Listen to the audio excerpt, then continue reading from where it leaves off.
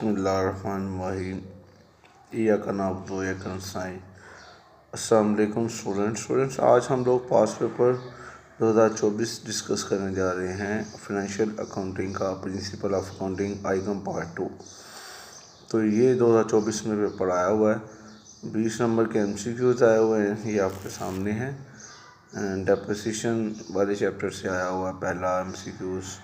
और if you person created by law, ये भी chapter number 4 joint stock company depreciation से आया हुआ है। तो ये सारे MCQs आपके हैं पेपर में, वो आप देख लें और अच्छी तरह से तैयार कर लें, ठीक है। इसके बाद अगर हम देखें MCQs के आंसर भी यहाँ मैंने मेंशन कर दिए हुए हैं, ठीक है, आपके इस बुक के अंदर, ये आप देख सकते हैं। MCQs के बाद आपको पता है शॉर्ट क्वेश्चन आते हैं। शॉर्ट क्वेश्चन आंसर के 2 पार्ट बने होते हैं। पहले पार्ट में से आपने 5 क्वेश्चन करने हैं और ये आपके सामने है। Write down any 2 characteristics of single entry system. इसके बाद आपके पास ये शॉर्ट सेक्शन बना हुआ है, find the amount profit and loss. कुछ शॉर्ट डाटा दिया हुआ है और profit and loss. Describe any 2 difference between income and expenditure accounts and profit and loss accounts. तो ये इनका डिफरेंस पूछा हुआ है। डिफाइन सब्सक्रिप्शन, ये भी चैप्टर नंबर 2 की नॉन प्रॉफिट की डेफिनेशन है, इसको अच्छी तरह याद करें। Explain surplus in non trading concern. Define consignment 3rd chapter है, उसकी डेफिनेशन आई है। व्हाट इज़ अकाउंट सेल, ठीक है, ये भी इम्पोर्टेंट है। इसके बाद आगे चलें, पार्ट 3 हमारे पास है। इसमें write down the formula to calculate depreciation. Straight line method में ये डेप्रिसिएशन निकाली जाती है।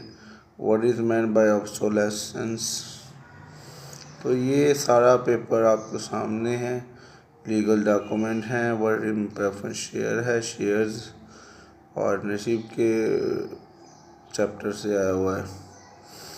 तो ये डेफिनेशन थी जो आपने डिस्कस किए, तो इसको तैयार करें। इसके बाद बच्चे क्वेश्चन नंबर 4 आपके सामने, जो पहला क्वेश्चन सिंगल एंट्री सिस्टम वाले चैप्टर से आया हुआ है, ठीक है। ये लगभग 6ठा सवाल बनता है। ये बुक के मुताबिक ये 6ठा सवाल है, ठीक है। ये जो पेपर में आया हुआ है आप देख सकते हैं, बुक में भी है, सुहेल अफजल की बुक का 6ठा सवाल।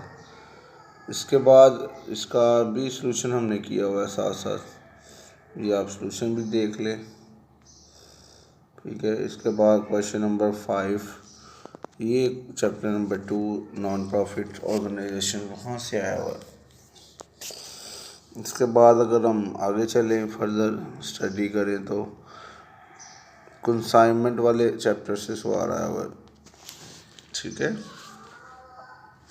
ये इसका सलूशन है सारा, तो इसको अच्छी तरह तैयार करें। इसके बाद ये आपके सामने, तो ये आपके पेपर्स में जो जो सवाल आए हुए हैं मैंने वो डिस्कस किए हैं, ठीक है।